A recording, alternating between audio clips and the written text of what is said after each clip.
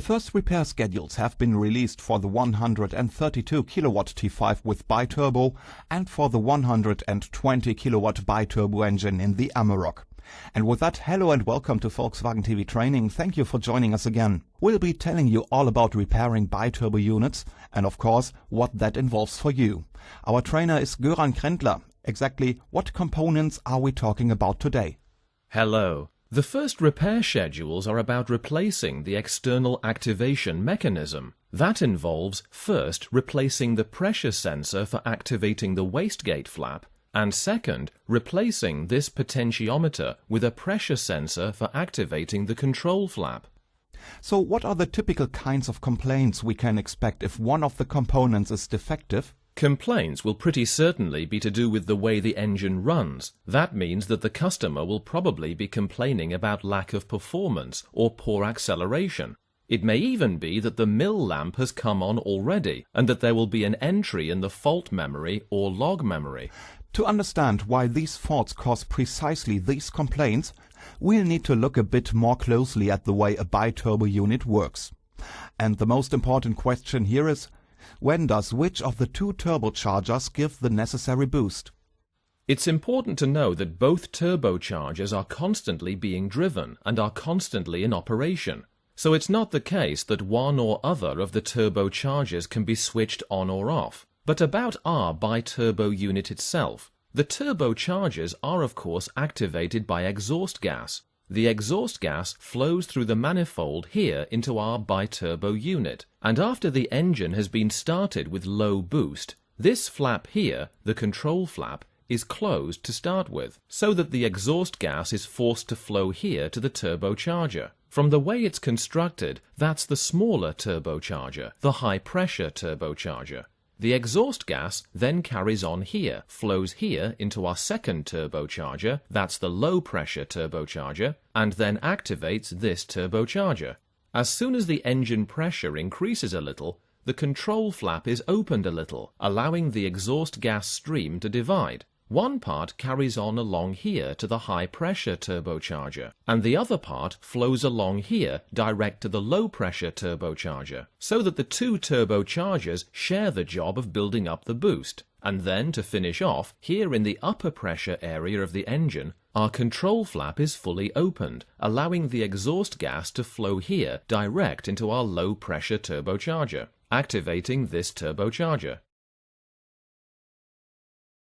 Boost is then controlled here by the wastegate flap. As I've said before, and I'll say it again, in parallel to that, exhaust gas carries on flowing to the high-pressure turbocharger, because both turbochargers are constantly activated, and so much for the exhaust.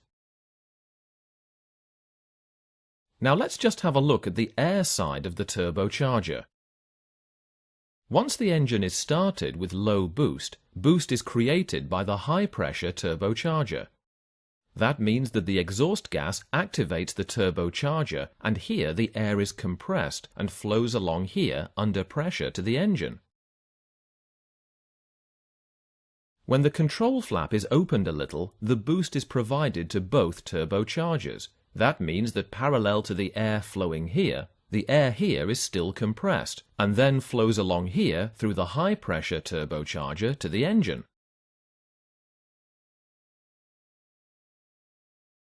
And once a certain boost pressure is reached, then this valve opens. The whole thing is a bypass valve with a spring. It's pressed down by the boost pressure, because the boost pressure is supplied only by the low-pressure turbocharger in the upper pressure area. The air can then take a shortcut through the opened valve here to the engine.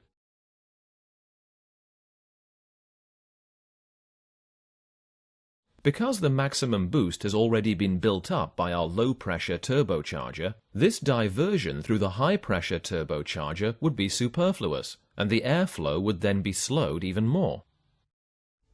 So, in the upper ref range, the low-pressure turbocharger builds up the boost pressure on its own, and in the lower range, it's supported by the high-pressure turbocharger.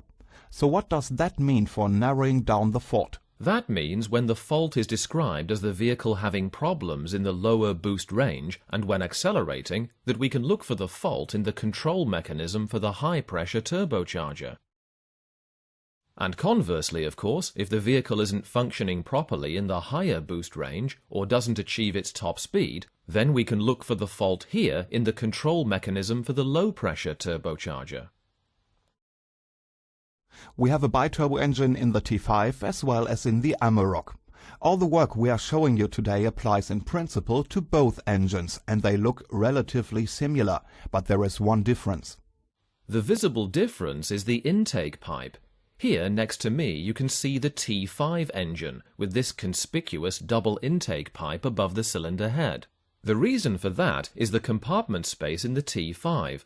On the one hand, the engine is built in transversely to the direction of travel, and on the other hand, the engine compartment is of course in itself somewhat smaller than in the AMAROK. In comparison, here you can see the AMAROK's bi-turbo unit. The engine is installed lengthwise, and the intake pipe is mounted differently, but this is really the only difference.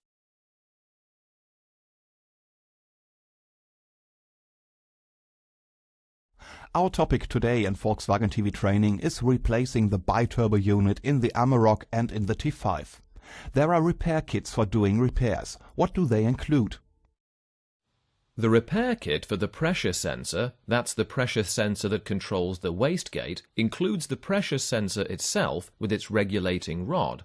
We can see it here from below. It's mechanically coded. That means it can only be installed correctly in one position. It also includes the two nuts for the regulating rods, the adjusting nut and the lock nut. Then we have a metal clip to prevent the nuts from vibrating loose after repair. The repair kit also includes two new fixing nuts. After replacing the pressure sensor, please always use the new ones and do not reuse the old ones. Then there is this dummy plug, this red dummy plug. An important thing for you to bear in mind in your workshop is that as soon as the hose has been removed from the turbocharger, the intake hose, you should please plug in this red cap. Then you can be sure that no dirt can get into the turbocharger. Then we have this tube here with lacquer, that's screw lock lacquer. The job of that is to secure the bolts from coming loose after repair. And also the lacquer is green, and the original lacquer from the factory is red, and that means that you can always tell after a repair that the pressure sensor has already been replaced once.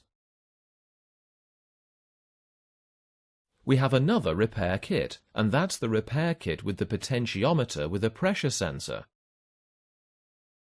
This also includes the two nuts, and there's a fixing clip here too. The clip is bigger than the one for the pressure sensor, and that means that you can't confuse these clips.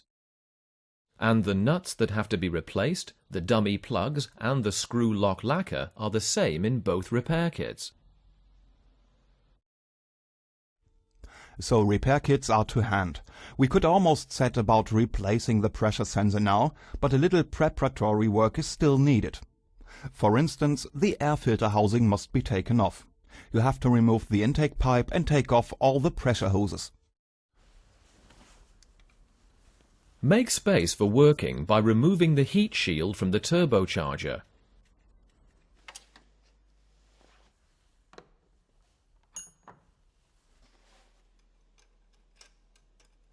Remove the fixing nut from the regulating rod.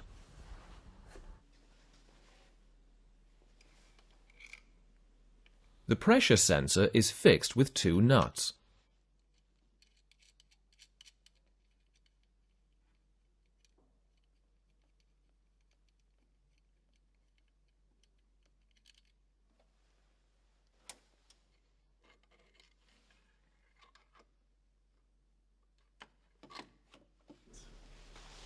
The mounting for the pressure sensor must be clean so that you can fix the sensor properly.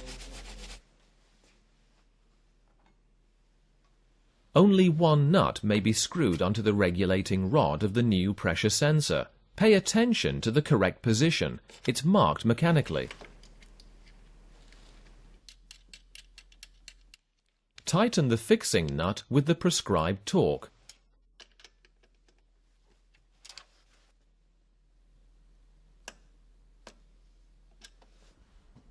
Place the fixing nut on the regulating rod.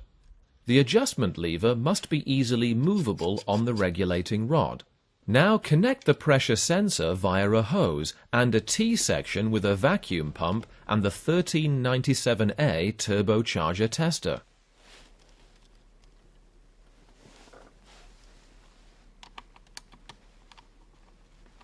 Now adjust the pressure until it's 0.38 to 0.4 bar.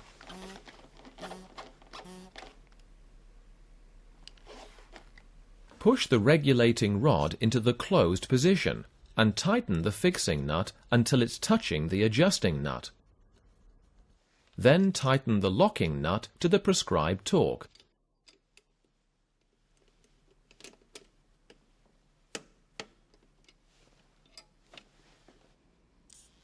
Now release the low pressure to build it up again.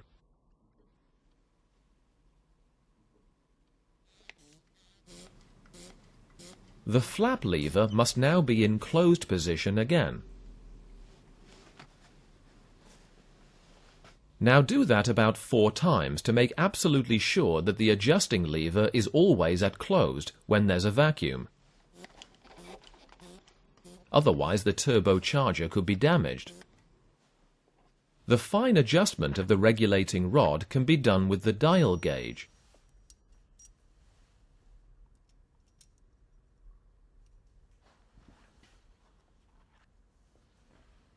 The dial gauge's indicator and the regulating rod should be aligned together.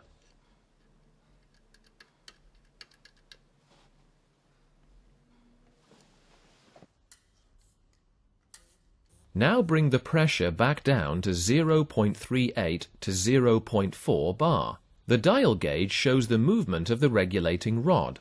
Set the dial gauge to 0 and increase the pressure to 0.4 to 0.42 bar. If the indicator swings further, then the regulating rod has moved and isn't properly calibrated yet. Loosen the lock nut and screw up the fixing nut by about 1/8 of a turn.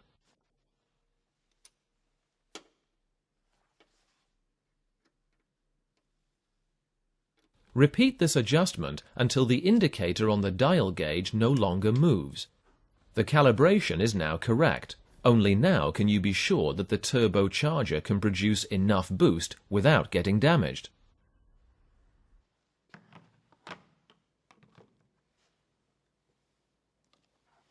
Now secure the nuts with screw lock lacquer.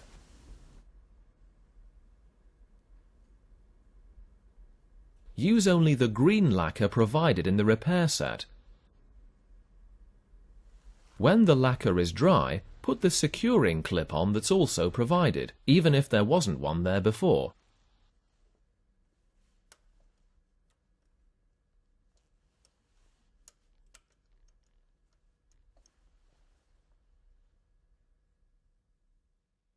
Calibrating the regulating rod requires conscientious work, because what seem like small details can make all the difference between the success or failure of the repair.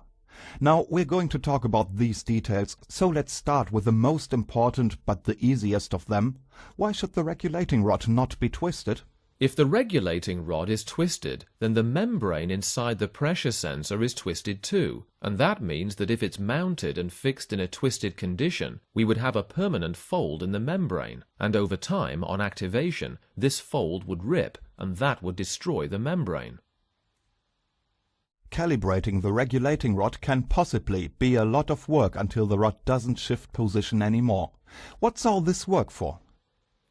The reason why the regulating rod must be properly calibrated is because it is what controls the opening and closing of the wastegate. If there's been sloppy work there and the wastegate opens too soon, then we can't develop the maximum boost. The vehicle would lose performance, or conversely, if the wastegate opens too late, we would have too much boost, and that could damage the turbocharger or destroy it. Think of it this way. We can only repair the external regulation when we're doing this repair, and not the turbocharger itself. If there's a fault inside that, then the turbocharger has to be replaced. You've created a vacuum in the system for all the calibration work. Why is that necessary? The vacuum makes your life easy while you're working.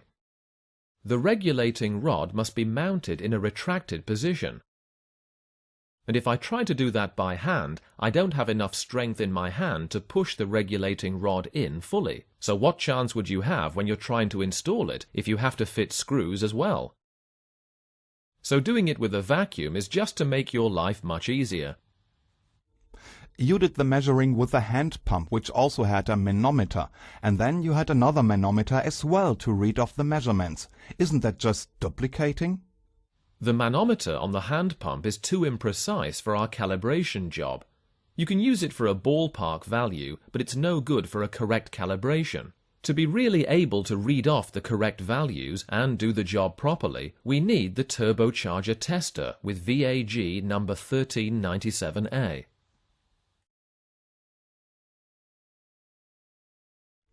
The second repair job that's been released for the biturbo is replacing the potentiometer for the control flap. But the potentiometer doesn't look at all as we'd expect this electrical component to look. We've seen it before. It's got a pressure sensor and a regulating rod as well. The whole component is described as a potentiometer.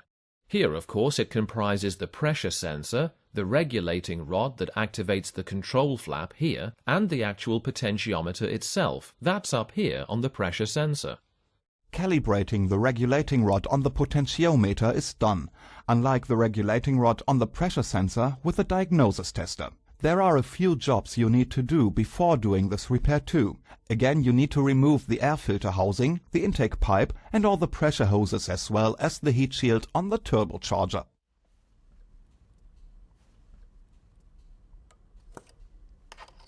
Dismantle the regulating rod from the adjusting lever.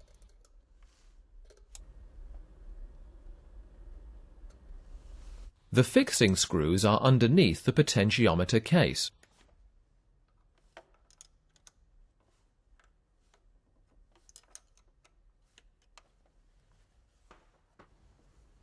Take the potentiometer out. The mounting must be clean.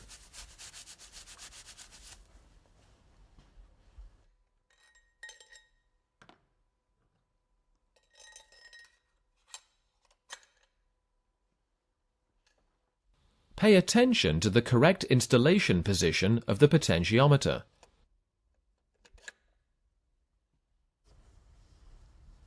Turn the fixing screws with the prescribed torque and then screw the fixing nut up the regulating rod.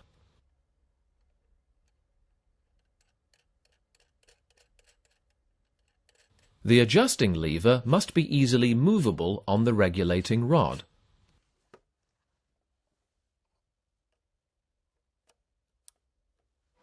Calibrate the potentiometer using the diagnosis tester. In the vehicle's self-diagnosis, select Engine Electronics. Under Measurement Values, you'll find the bypass valve turbocharger high-pressure turbine inlet voltage in millivolts. It should be 750 millivolts if there's a vacuum of approximately 0.5 bar in the potentiometer.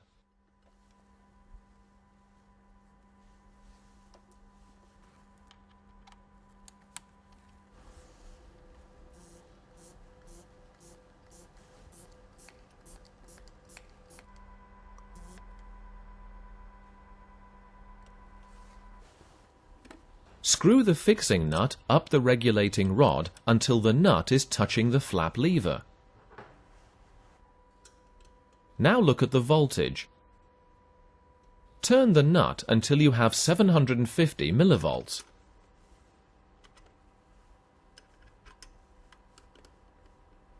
Then tighten the lock nut against it with the prescribed amount of torque.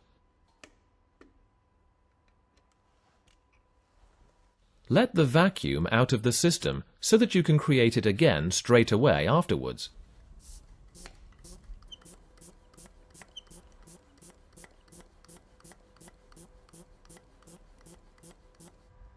If you're not measuring 750 millivolts at 0.5 bar now, then keep adjusting the regulating rod until you get there. The flap lever should now be as far as it'll go. Secure the nuts with the screw lock lacquer.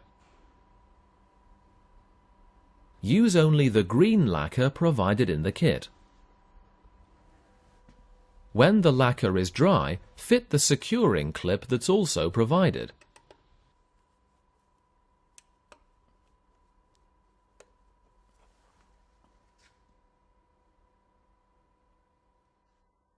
The regulating rod on the potentiometer is calibrated according to the voltage that's measured. What does this voltage tell us? The higher the voltage, the further open the control flap is. Have you got any tips for the service for doing calibration work? If the voltage is measured as too high, the regulating rod must be positioned in such a way that it can penetrate further into the potentiometer. If it's calibrated correctly, we should be able to read off a voltage value with the control flap closed of 750 millivolts. So that's been the repair work that's been released for the bi-turbo unit in the T5 and in the AMAROK. Thank you for the information.